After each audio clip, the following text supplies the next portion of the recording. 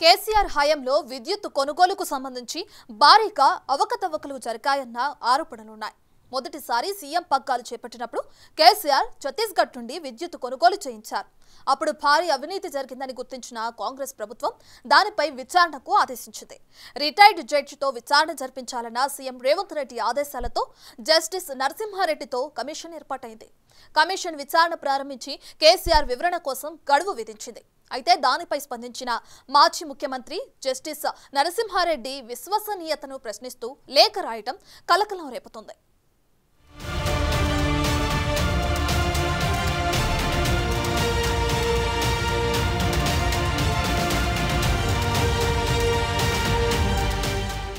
BRS ప్రభుత్వ హయాంలో విద్యుత్ కొనుగోలు ఒప్పందం, విద్యుత్ కేంద్రాల నిర్మాణంపై retired judge justice Narasimha Reddy commission విచారణ జరుగుతోంది. 2014 నుండి 2023 వరకు విద్యుత్ కొనుగోలు విషయంలో భారీగా అవకతవకలు జరిగాయన్న ఆరోపణలున్నాయి. కేసీఆర్ ముఖ్యమంత్రిగా ఉన్న సమయంలో ఛత్తీస్గఢ్ నుండి విద్యుత్ కొనుగోలు చేశారు. ఆ సమయంలో భారీ అవినీతి జరిగిందని గుర్తించిన కాంగ్రెస్ ప్రభుత్వం రిటైర్డ్ జడ్జితో విచారణకు ఆదేశించింది.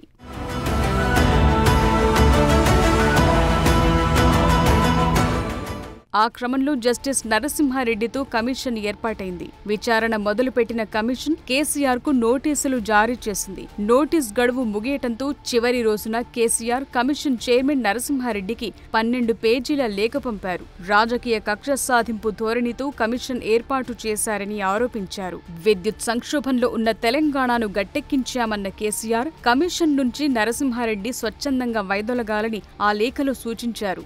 విచారణ నిష్పక్షపాతంగా జరగటం లేదని, విచారణకు హాజరైన ప్రయోజనం ఉండదని ఆగిపోయినట్లు పేర్కొన్నారు. తనపై కమిషన్ చైర్మన్ ఇష్టమొచ్చినట్లుగా మాట్లాడారని ఆవేదన వ్యక్తం చేశారు. చైర్మన్ వ్యాఖ్యలు తనకు బాధ కలిగించినట్లు చెప్పారు. 10 ఏళ్లు సీఎంగా చేసిన తన పేరును ప్రస్తావించారన్నారు. థర్మల్ విద్యుత్ కేంద్రాల నిర్మాణం, కాలుష్యం, నిర్మాణ వ్యయం ఎక్కువని, అందుకే తాము సూపర్ క్రిటికల్ టెక్నాలజీతో నిర్మాణాలు చేపట్టినట్లు ఆ లేఖలో తెలిపారు. కాంగ్రెస్ ప్రభుత్వం దురుద్దేశంతోనే తనపై, గత ప్రభుత్వంపై ఆరోపణలు చేసి అప్రతిష్ట పాలు చేసే ప్రయత్నం చేస్తోందన్నారు. రాజకీయ కక్షతో వేసిన ఈ కమిషన్ నుంచి నరసింహారెడ్డి స్వచ్ఛందంగా వైదొలగాలని సూచించారు. ఆయన కూడా తెలంగాణ బిడ్డేనంటూ మళ్లీ సెంటిమెంట్ టచ్ ఇచ్చారు.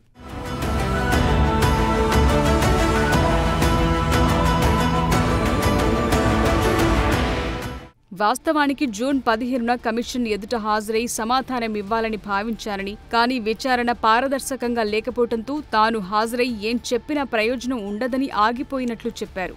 విచారణ నిష్పక్షపాతంగా జరగటం లేదని అర్థమైందన్నారు. అన్నింటా తాము చట్టాలను, నిబంధనలను పాటిస్తూ ముందుకు సాగామన్నారు. కేంద్ర రాష్ట్ర అనుమతులతో ముందుకెళ్లినట్టు పేర్కొన్నారు. ఈఆర్సీ సంస్థలు వెలువరించిన తీర్పులపై కమిషన్లు వేయకూడదని, ఆ విషయం హైకోర్టు జస్టిస్గా పనిచేసిన మీకు తెలియదా అని కమిషన్ చైర్మన్ను ప్రశ్నించారు.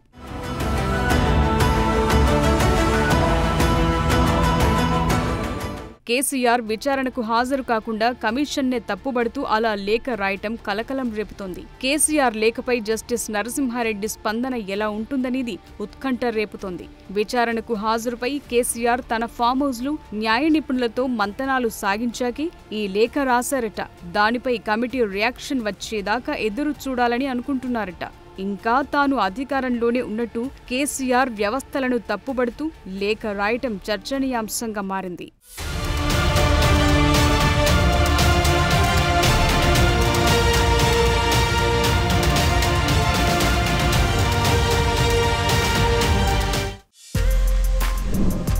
For more videos like this, subscribe Big TV channel.